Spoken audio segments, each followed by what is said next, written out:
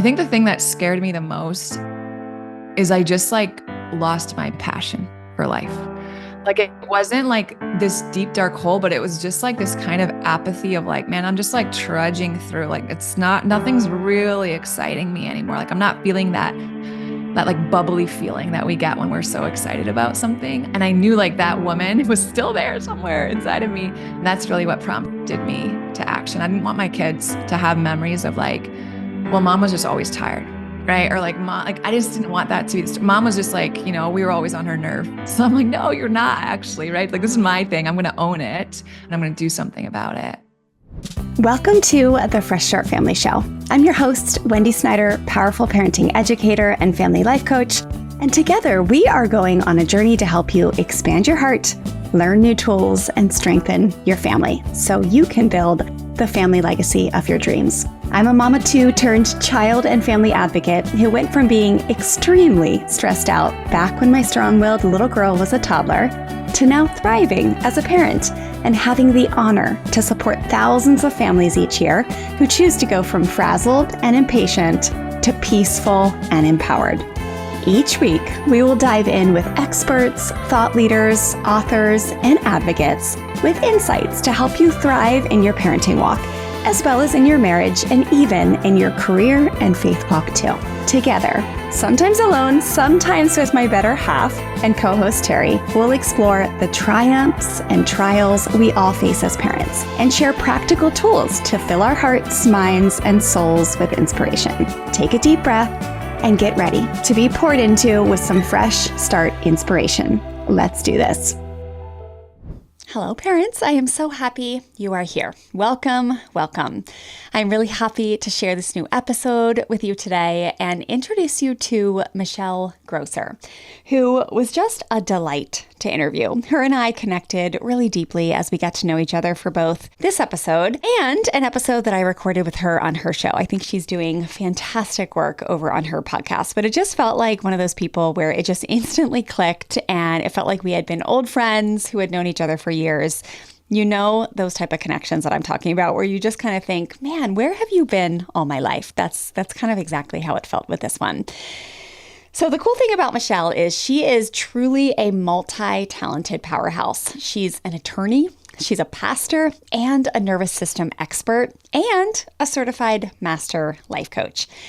She hosts the fantastic Calm Mom podcast and specializes in using somatic and neuroscience-based approaches to help women discover what's underneath their triggers and emotions. And I really love her core belief that the most profound gift we can offer our kids is our own healing. Right? She lives in Miami, Florida with her husband, Jeff, and their 2 daughters. And today we're diving into what Michelle brilliantly calls the Burnout Trifecta, the 3 key things that are running parents into the ground. So if you've been feeling overwhelmed, exhausted, or just kind of stuck in survival mode, this episode is going to be a game changer for you. We explore how people-pleasing might be secretly running your life, and Michelle shares some incredible insights on setting boundaries that actually stick. Amen, amen, amen. We'll also talk about how perfectionism is basically a one-way ticket to burnout and how embracing good enough can transform your approach to parenting. And finally, we'll tackle high-functioning anxiety, something so many of us experience but rarely talk about, with real actionable tips for slowing down while still showing up for everything that matters. So I know you are going to love Michelle's warm, genuine approach as much as I did. So grab a cup of coffee, find a quiet moment, or maybe pop on your running shoes and join us for this heartfelt and transformative conversation. So without further ado, help me welcome Michelle to the show and enjoy this beautiful, empowering conversation. Well, hello, families, and welcome back to a new episode. I'm so happy to be here today with Michelle Grosser, and we are going to be talking about the Burnout Trifecta. 3 things that just really drive us into the ground as parents. And obviously, we're going to talk about how we can avoid those things so we are thriving as parents instead of just surviving. But welcome to the show, Michelle. Thank you. Thank you so much for having me. I'm really excited to be here. Yes, I would say normally we are like glasses twins because for the last few years I have rocked super fun glasses, but I just got contacts. And so Okay. I know. And reminder, everyone who's listening on audio, we are now on YouTube, and it's just a fun way to connect with us even more as you're listening to these episodes. So make sure you listen over there if you haven't yet, and you can check out Michelle's cool glasses. Michelle, would you start us off by sharing with us a little bit about your story and how you became an advocate for families? We would love to hear more. Sure. Yeah. So my name's Michelle Grosser. I'm a mom of two girls. So they're 6 and 7. And my husband, Jeff, we just celebrated 15 years married. For those 15 years, we lived in Miami and I had a law practice and Mm. it was awesome. And then I had two babies and then it was a lot. And then I found myself in a really, really, really deep state of burnout that I think I had been probably ignoring a lot of the warning signs for probably a really long time, probably years, Yeah. until my body was just like, you know what, you're not gonna pay attention. I'm gonna force you to slow down and pay attention. And as I started to do just that, slow down and pay attention to my body and start to work with my own coach. And I hired a functional medicine practitioner really to get to the root of why I was feeling so off, right? In my mind and in my body and in my spirit. And what I came to realize and understand through that healing process really was that the through line for everything I was experiencing was the state of my nervous system. And it was so deeply dysregulated. And I was stuck in this kind of fight or flight urgency. Everything's got to happen now, like always perpetually busy kind of state for so long. And it wore me ragged. So as I learned how to heal and a lot of those symptoms went away, I just got so excited. I'm like, man, I got to tell everybody about this. And it's really become my life's work. I closed my law firm just a few weeks ago. My family closed up shop in Miami. We sold our house. We moved to Texas for a lot of reasons, but one of which, so I can really go all in on sharing this message and how we go about doing this, because I think it benefits so many women in particular. I'm the host of the Calm Mom podcast. We're about to do a swap, and I'm going to have you on my show. Yay. But really just women, moms coming through, right? Experiencing so many of the same things I was experiencing. And to have an opportunity to say, hey, these are some changes that we can make in just day-to-day life. You don't have to go out and buy anything. You don't have to like have any equipment or anything. This is just like new awareness, right? And new ways of being that can have such an impact on how we're able to be present with ourselves and with our families. I love that. Well, congratulations on the move and the career shift. It takes so much courage to dive in and just build an Mm. organization where you're helping people in this capacity. So, how inspiring. Congratulations. And I love it. So talk to us before we get into our subject matter around burnout and like three surefire ways to like drive yourself into the ground, essentially. What were your symptoms back when you were Mm. like, dang it, I am like survival mode right now? Like what was happening in Yeah. your day-to-day life, thoughts, behaviors, patterns, all the things? Yeah, that's a good question. I think initially it was a lot of mental and emotional symptoms. And those were the ones that I was Mm. like, especially with my personality, I was like, I'll just push through this, right? So it's like the chronic exhaustion, the waking up tired, no matter how much sleep I'm getting. It's a lot of brain fog, difficulty concentrating, forgetfulness, and just kind of like this underlying edginess and irritability all day long. Like, why is everything annoying me? Or why is it really hard to be patient with my kids? Or why am I snapping? This sense of urgency, like I would wake up feeling I'm already behind for the day, right? Like I'm just running, trying to get back on track all day long. Really uncomfortable slowing down, just busy all the time, right? Like my calendar chock full, running my kids from one thing to the next, myself. And those are all really subtle things, right? I think that we can normalize. And I did for a long time. I'm like, well, I'm an attorney with young kids. Like it's just how life is. But that's not true. And then when the physical symptoms started to come around, that's when I really like started to talk to my doctors and I was like, okay, something's going on here. And I just wasn't sleeping. I couldn't fall asleep or stay asleep. Gut issues. Like I went gluten-free for 6 years. I thought that was the issue. It wasn't. Muscle aches and chronic muscle tension, always having pain in my back and my neck and my shoulders. I was convinced I had an autoimmune condition. Thank God I didn't, but a lot of people who have been diagnosed with autoimmune conditions, it's also rooted in the state of our nervous system. My hair was kind of falling out and thinning. My skin seemed really dull. And I was just like, I think the thing that scared me the most is I just like lost my passion for life. Like it Mm, wasn't like this deep dark hole, but it was just like this kind of apathy of like, man, I'm just like trudging through. Like it's not nothing's really exciting me anymore. Like I'm not feeling that like bubbly feeling that we get when we're so excited about something. And that wasn't me. And I knew like that woman was still there somewhere inside of me. And that's really what prompted me to action. I didn't want my kids to have memories of like, well, mom was just always tired. Right. Or like, mom, like, I yeah. just didn't want that to be, mom was just like, we were always on her nerves. So I'm like, no, you're not actually. Right. Like, this is my thing. I'm going to Yeah. own it. And I'm going to do something about it. That word, that term you use, underlying constant edginess. Yeah. So many people can relate to that. And Yeah. it's so easy to normalize it, right? And It then is. just, I mean, so many of the things you said, that the sense of urgency, wanting to slow down, but feeling very, very uncomfortable when you slow down. Yes. I can just relate to so much of your story. And it definitely showed up for me in my parenthood journey, young, when my kids were young, before I really Yeah. dove deep into the world of powerful parenting, and we changed our whole system and our whole ethos in our family. But it also does still show up for me in business, right? I think Yeah. just it is definitely very easy to fall into the Yeah. grind and to reach burnout. And I do know that with so many of my clients, we have families from all over the world that are part of our Fresh Start Experience program, and you just hear this a lot, right? Like you can just tell the burnout is so intense. And so I'm so happy that we're talking about it today, because this is, I know, it's just going to be such a beautiful conversation. So Mm. thank you for sharing your story with us. And so fast forward, Yeah. again, you're now, how many years has it been since you realized, like, hey, I got to do something different here, and started healing your nervous system and getting the support that you needed? And how long has it been? Yeah. So my oldest is almost 8. So it's probably been about like 7 years.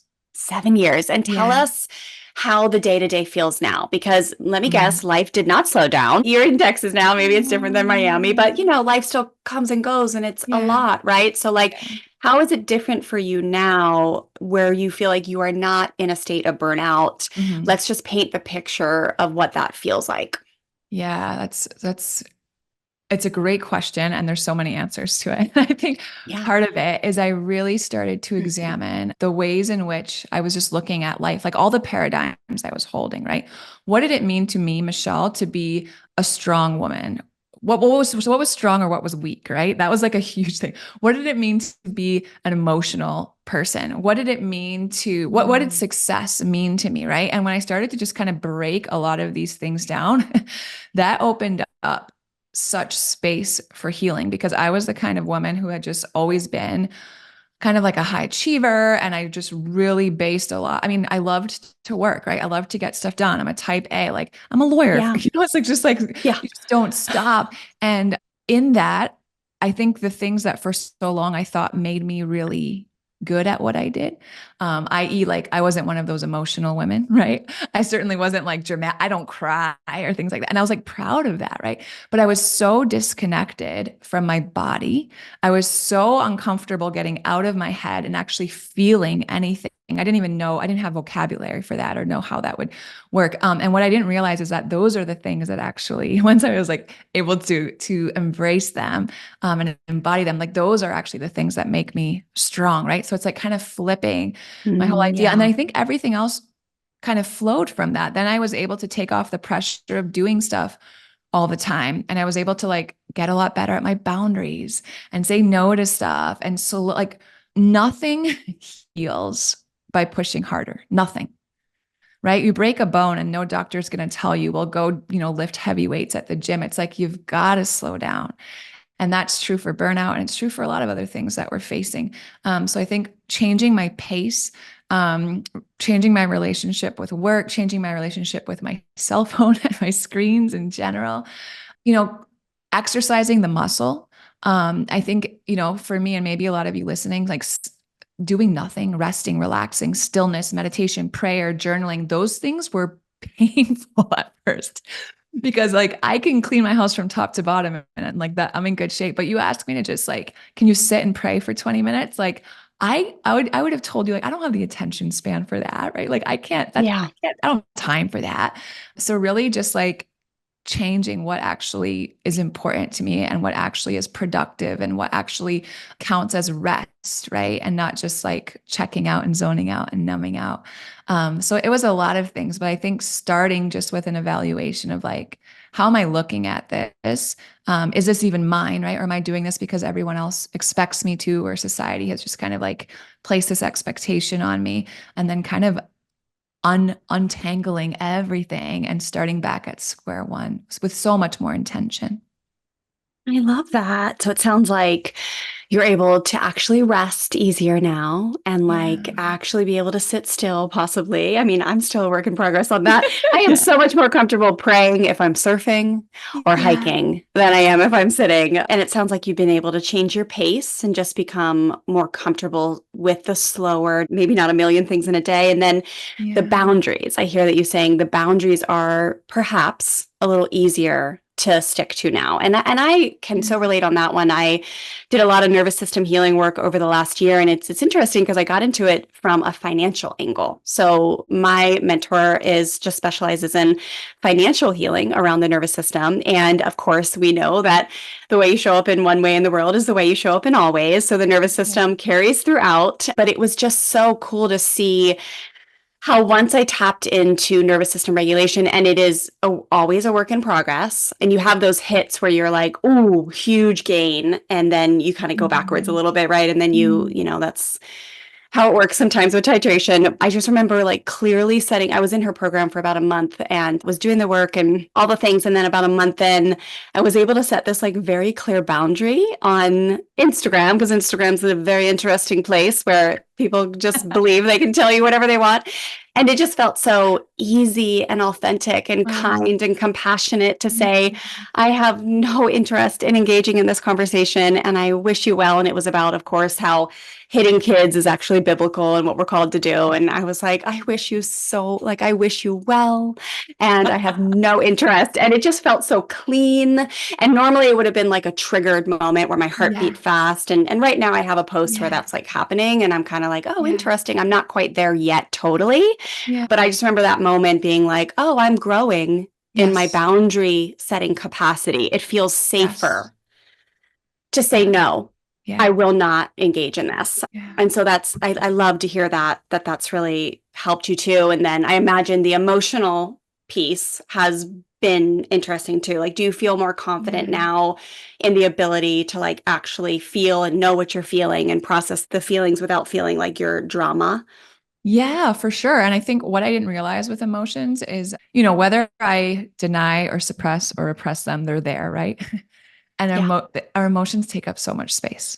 So if we don't have practices to feel them and release them and express them, then they're just kind of stored in there and they do take up space. And what happens then is it shrinks your bandwidth and it shrinks your capacity. And then you find yourself edgy and irritable and you have a short temper and Yeah. you're snapping and all of these things. So yeah, absolutely. The more that I again just practiced, right? Like I even remember telling my husband when I first started doing this work, I'm like, I am practicing feeling my feelings and not just like stuffing everything down.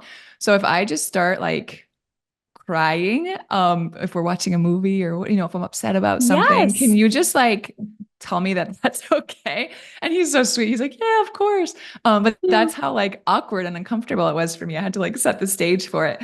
But man, that was a huge part of me growing in my capacity, honestly, expanding the edges of what my nervous system can hold. I love it, Michelle. Mm. Oh, okay. Well, so great to hear just all about your journey and where you are now versus where you are when you realized that you just wanted to change some things. Mm. And so, having that conversation around what burnout feels like in context, let's talk about these three things that really are a surefire way to drive yourself into the ground and why it's important to get the support that you need to get away from these habits, behavior, thought patterns. And the first one is how people pleasing might be running your life and how to start setting boundaries that actually stick. So let's talk about people pleasing. I know so many of my clients have a tendency to go in this direction. Our students here, most of them are doing a 180 in their parenting. They start out using the fear and force model because that's what they inherited, and then they Yeah. realize, oh, we're going to do it differently with our own kids. But I find that a lot of people go to like the highly reactive place in parenting where it's like, oh, they kind of get bigger and more aggressive to Yeah. get people to do what they want. And then some people, their reactive pattern is the withdrawal and the people Yeah. pleasing and just saying yes and even becoming permissive with a child because Yeah. it's just feels safer to like please, right? But That's like it. tell us how this is tough and will drive us into the ground. Yeah, and I think you make such a good point too for the parents listening who have, oh, how did you say it? They inherited the force and what is it called? Yeah, What do you fear and call it? force. Fear and Yeah, I force. call it fear and force. Yeah. I love that, and I don't love that, but I love Right. the label you have on it, and I can just see how that would raise up a child who then is very quick to try to please, right, and becomes like Yep. picks up these people pleasing tendencies Or and they lash patterns, out. Like the or strong-willed they kids are lash the out. lashers. They're like, screw you. You can't treat me like this. I'll puff up just as big or bigger than you. But Mm, then some of the kids respond with the withdraw and the people please because they yeah. just don't want to get hurt. Yeah, yep. And to a certain extent, that's the same thing that we're doing as as adults, right? When we run this pattern, a lot of times, how does it show up? Well, I mean, look at your calendar. A lot of it is overcommitting, right? Do we have a hard time even just like saying no to things at our kids' school or at Yeah. work? We have a really hard time with conflict, so we're avoiding a lot of those difficult conversations that we know we need to have, and we're saying yes when everything in us wants to say no, right? Yeah. And I think with people pleasing in particular, there's a level of self abandonment there because there's a beautiful servant's heart that we all want to have for our family and for our Yeah. friends and for our community. And that's not people pleasing, but people pleasing is when, chronically and consistently we're doing it at our own expense. Right. That's not like Yeah. selfless parenting or whatever, like all the beautiful things that we want to be able to show up for the people around us. So people pleasing, like a lot of these is rooted in fear, right? We don't want to disappoint others, we don't want to drive them away. Ultimately, we don't want to be abandoned because to our nervous system that would not feel safe, like someone's withholding love. So a lot of these are the drivers beneath the surface of our people pleasing that we're not really aware of.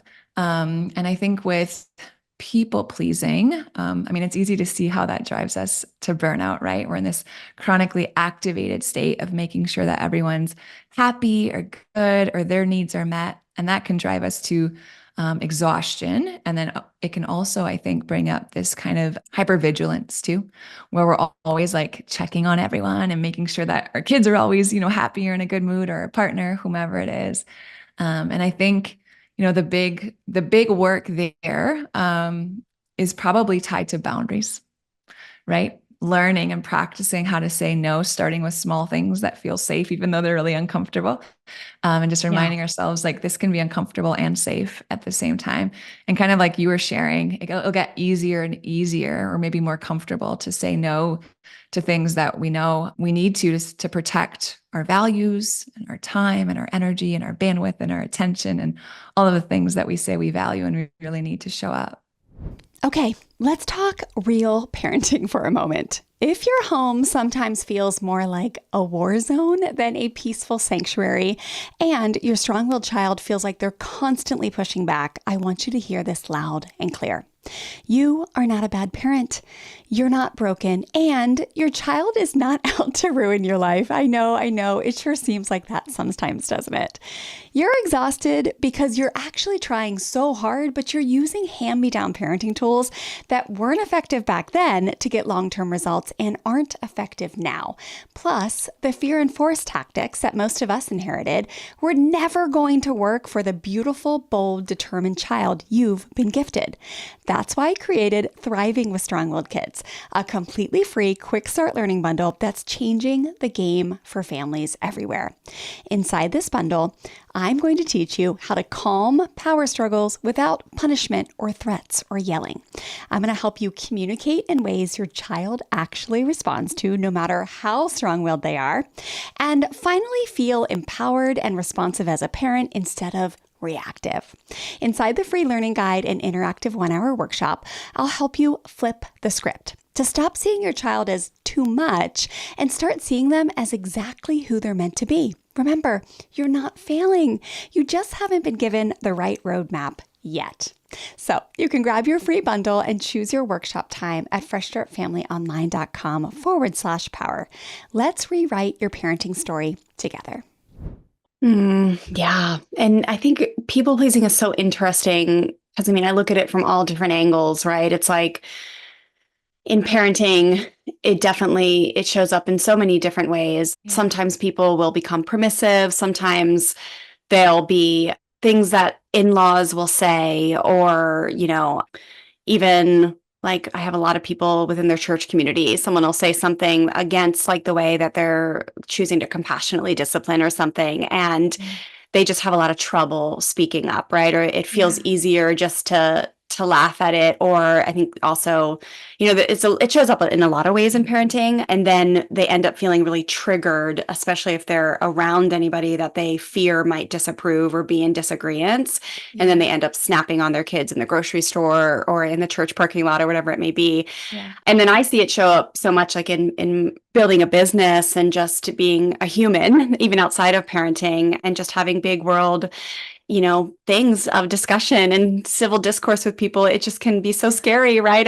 People just chew you out so freely. And so it makes sense why we have our guards up, and it feels easier to say, yeah, sure, I'll do that, or yes, I'll be there, or whatever it may be, and people please. But really, it creates such a cognitive dissonance, right, Michelle? When your insides are like, no, no, no, I don't want to do this, or I disagree, or I don't want to conform to that system that I believe is oppressive or hurtful, but yet I'm saying yes. And so that cognitive dissonance of like the body and the mind are struggling. I think that's the self-abandonment, right? It's like every cell in your being is like, no. And then the part of you that's just not comfortable enough to say that says yes. And there's so much dissonance there. Yes. And so the more nervous system regulation work that you do, the easier it gets, right? Just to actually prioritize what you feel internally or divinely called to move in whatever direction versus like what your kid really wants, or even your spouse, or, whatever and community. Even within that, I think we all have to pick our battles, right? Like, I don't think the opposite of people pleasing is just going out and, speaking our mind and defending every little thing. Like that's not a good alternative either. Right. So picking our battles. And then, really what we're ultimately doing when we start practicing is proving to our nervous system that it's safe to do that, right? I stood up, I said no, I declined, I actually expressed what it is whatever it is, right? And I didn't die. Like we can do this again. Yeah. Yep. And a lot of our parents have this show up when they fear a big reaction from a child. So our beautiful, strong-willed kids are notorious for this, right? Like they will just let you know. Like when Stella, my oldest, who's my strong-willed one, when she is sick, she feels the pain so deeply. And she is just like, we joke that she's the worst patient because she's just like, I'm dying. It just, the flu to her, it hurts, I think, so much more.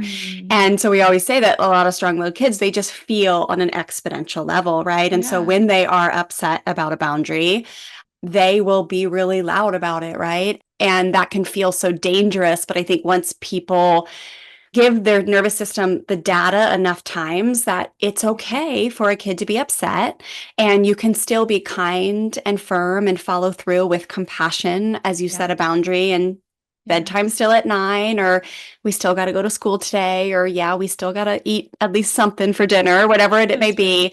And to allow that messy moment where they're not happy to be safe, I think is a part of this too, that everyone's on their own journey to feel more comfortable in it. Yeah. Yeah. Okay. Well, let's move on to talk about perfection. Why aiming for it is a one-way ticket to burnout, and how embracing good enough can be a game changer for your growth. Yeah. I mean, all of these are rooted in fear, right? So I guess like we can Mm. kind of start there with perfectionism too. I think a lot of times we wear it, I don't know if as a badge of honor, but we're trying to say that I have a spirit, like a spirit of excellence, or I like things to be done well, Right.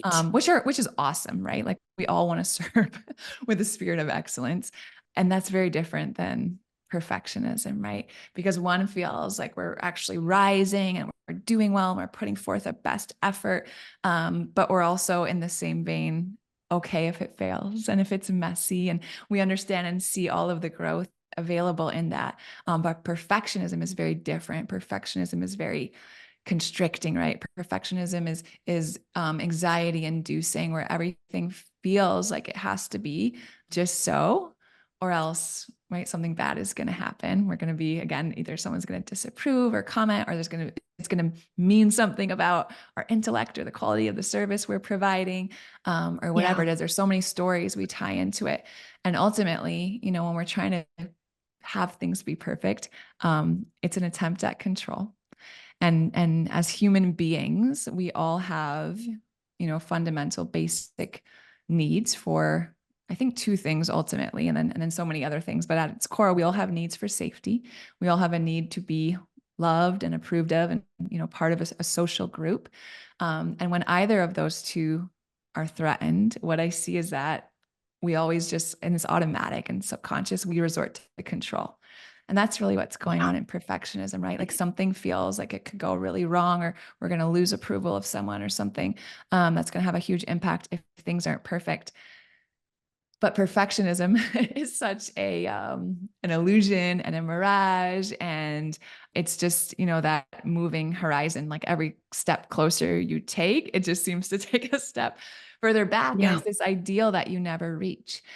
So again, you can see how that would really drive burnout, right? It's like this obsession with things having to be, and it shows up in so many different ways. I can even think of ways it's shown up in my own home and my own parenting, right? Expecting my kids to do things certain ways, and when they didn't, like something came up in me, right? It's like, oh my Yeah. gosh, there's work I have to do here. This is actually nothing about my kids, or keeping a clean home, or or something with our partner, or especially if we run a business. So many opportunities for it to show up, and it will drive burnout if we're not aware and able to get more comfortable with, untying and untangling all the stories that we have caught up in, why things need to be just so. Yeah. Gosh, this has been a journey for me.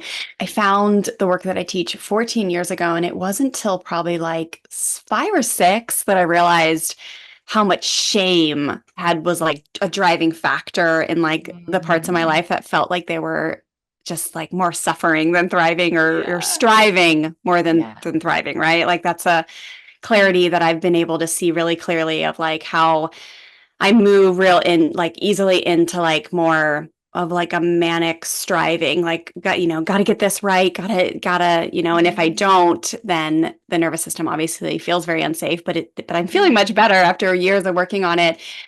But for me, when it comes to perfectionism, I want to hear your thoughts on this. It seems to be also very correlated with shame, right? So, like, shame loves perfectionism because perfectionism quiets shame.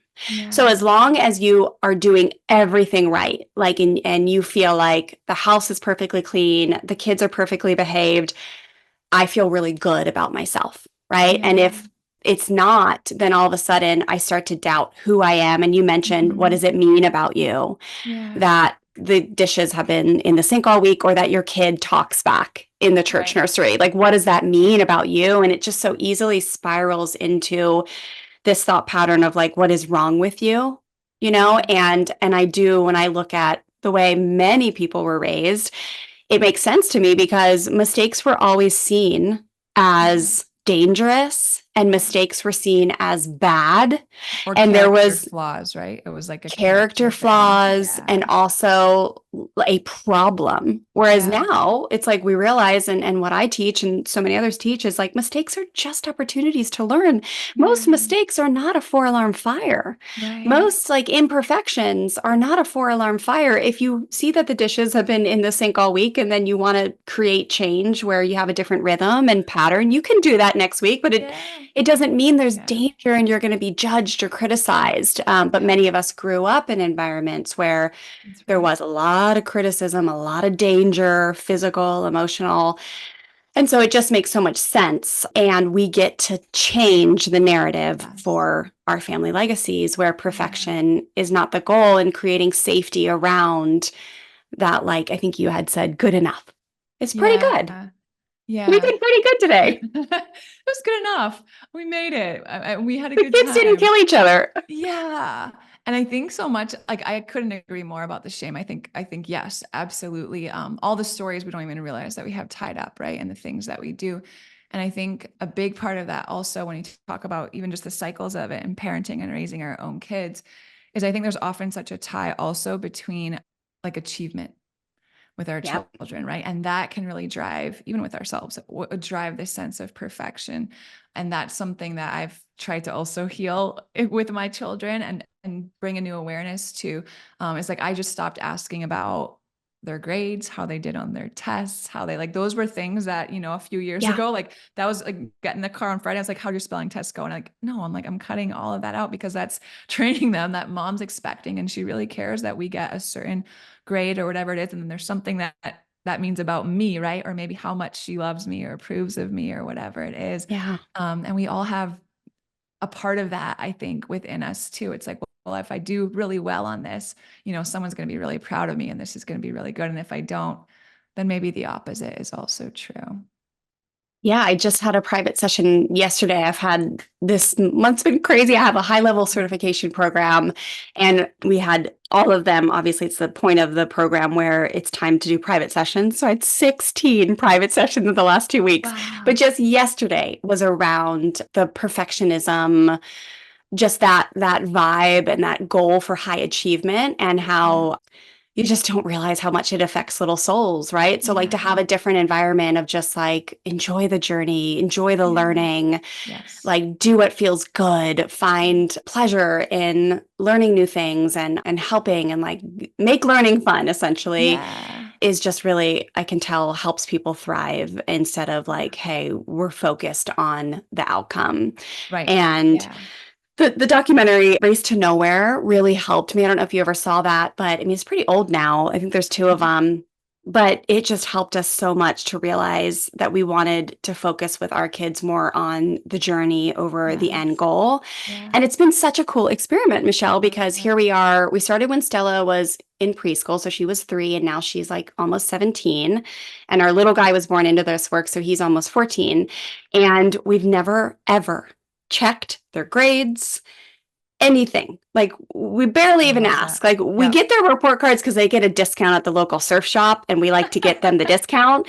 But they've 98% of the time they get straight Yeah. A's and they're doing great. But it's just been I just want people to hear that because there's not a Beautiful. drive to push them to achieve and they just Yes. naturally do it on their Yes. own. Yeah. And they're And doing it from such a different place, right? It's not fear that's driving them to get right. straight A's. Yeah, and I see a lot of Stella's friends in particular who really struggle Yeah. and they get punished. They get put in like a million hours of tutoring and they hate it. They're miserable. They're fighting with their parents. And then I also am hearing teachers, bless teachers' hearts. They're amazing. We love all teachers. Oh my goodness. But the normal practice in our district seems to be parents should be in checking the system and micromanaging to make sure that your kids are getting stuff done. And it's just interesting because Terry and I looked at each other last week. It was 11th grade school, back to school night. And we were just like, oh, that's so interesting. Almost every single teacher said that. And we just we've never even logged into the platform essentially. Good for you. So yeah, just but again, it was always an experiment, right? And now that we're Yeah. coming to the more to the end of the teenage, kind of towards the end of the Yeah. teenage You're years, it's seeing some of it pay off. yeah, it's Yeah. just interesting, right? So It is. yeah, I love And that seeing our conversation. the other thing that was coming to me in that too is how many opportunities we give our kids to see and witness us make mistakes, fail, Right. get it wrong. Like, I mean, when they were really young, I remember like because I was so set on like, I'm like, they're not going to carry this the same way that I did. The littlest things, right? I would take the wrong turn home from school and then be like, oh man, I missed, I'd be cracking eggs to make pancakes and I'd let the shell go in. Oh, and like just being for me, like comfortable around stuff being messy mistakes, not right ever. Yeah. It's so powerful. I love that, Michelle. That Yeah. is such an important point because, yeah, a lot of us are like, dang it. Or like I remember I used to forget the water bottle or the sunscreen when my kids were little. And I remember the point when I decided to start saying aloud, whoops, I forgot the water bottle because I realized for a long time I was saying, oh, I'm such a ding dong. And that was my way of saying I'm Oh, an yeah. idiot. But I Yeah. would say it aloud.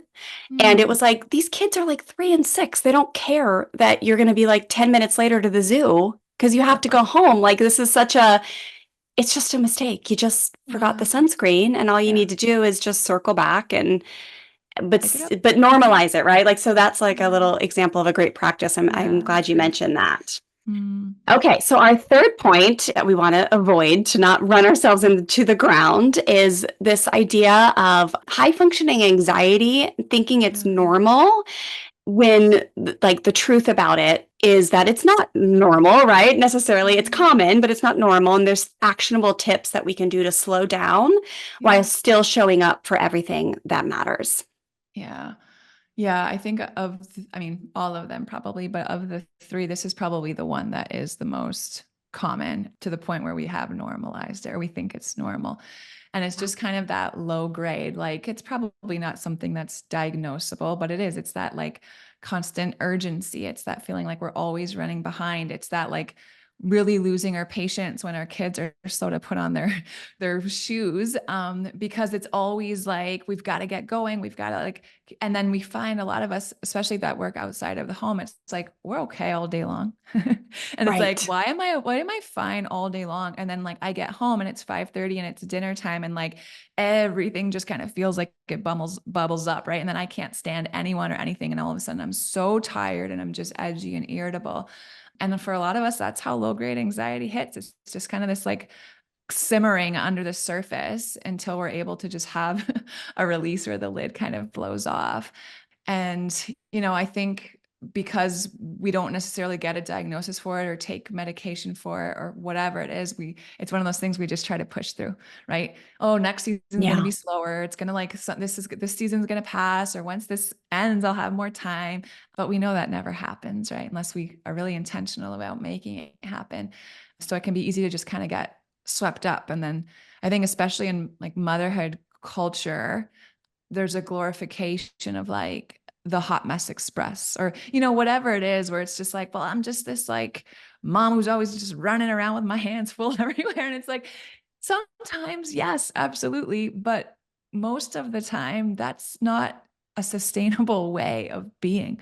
Like that's not a way to Yeah. be present, right? And anything, and it will keep your nervous system in a heightened state of alertness, which has a physiological response. Like there's chemicals flooding your system when you're always hurrying like that, and that's having an impact on all of your different systems and functions within you and how your brain is functioning. So just I think like stepping back and being like, wait a minute, like it doesn't actually have to be like this. I can make some changes here and boundaries and change my pace and my mindset around a lot of this stuff, that will help protect me from burning out. Yeah. It's so interesting because I look at my own journey with high functioning anxiety. And I had interviewed a psychologist about this. We probably aired that episode 6 months ago, and I got tremendous response from that episode because so many people could relate to Resonate. this. Yeah.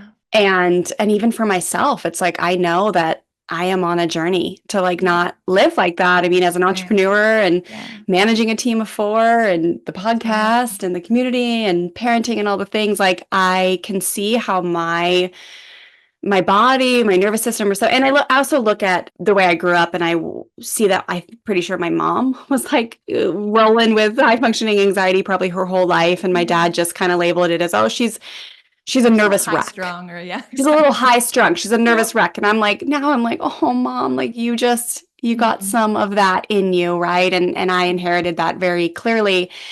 But as time has gone on and I realized that it is something that you can change, but boy, what a practice. Like what a journey to kind of heal from that and let go of mm, it because it is pervasive mm. and it sure feels so real It that does. life is so busy and overwhelming and there's a Yeah. million things on our plate when really a lot of times we do create the lives that we live even though it feels like they are just put in our lap and we don't have an option. Yeah. But it's just so fascinating to me that there seems to be like an addiction to chaos or stress Oh, that yeah. forms. I don't know what your thoughts are on that because it's something I'm still trying to figure out for myself. It's Yeah. like, why? I wonder why it feels so difficult to let go. So I signed a book deal. We'll be writing a book this spring. And I joke with my team that that's going to So be like exciting. my forced downtime.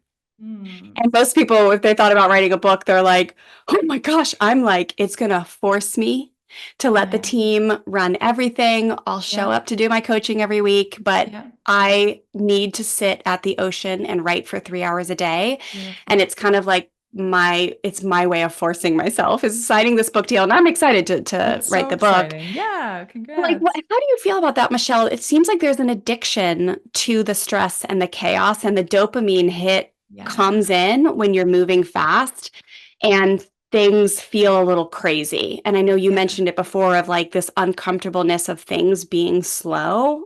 What are Yeah. your tips to like move more into the space of comfortableness Yeah. around non chaos? Yeah. That's so good.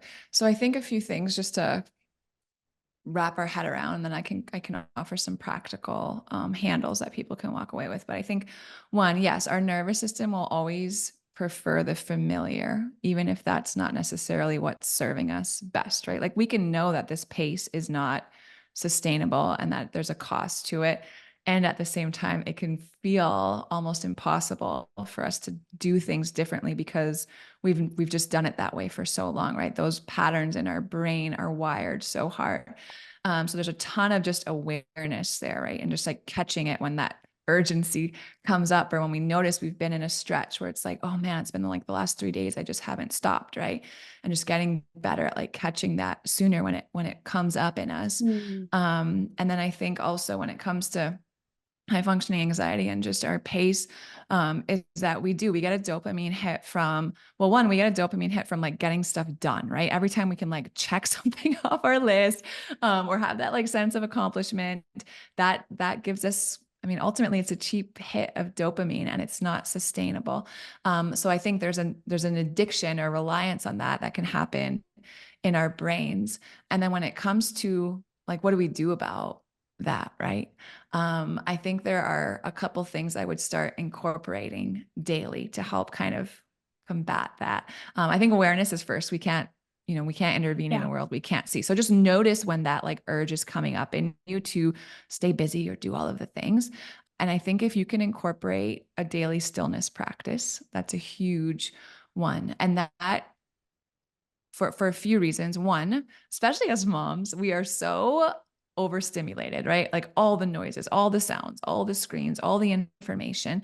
So just giving your nervous system, your brain, your body that space can be really helpful to learn that it's safe to slow down. It's safe to like not be busy all the time. It's safe to rest, right? Probably have a lot of stories tied up in rest and what it means to rest and what it means to be lazy or productive that we could take a look at. But man, what does that look like? It could be, like you said, going to the beach, and writing is going to be moments of probably stillness for you. Just going for a walk over your lunch break instead of sitting at your desk and leaving your phone and your AirPods, on your desk. AirPods, Michelle. I can't leave my AirPods at home. So how can you incorporate stillness? And if you're like me and that feels really hard, man, so many women that I work with, I'm like, can you start with 1 minute? Like, can you just sit Yeah. for like just start small, and work your way up like you would if you were lifting weights or training for a marathon or something. And then I think the other thing we can do daily that we really underestimate its power and helping to heal a lot of this stuff is play. Play. Yes. And not necessarily playing with our kids, although sometimes that would qualify, what I'm talking about.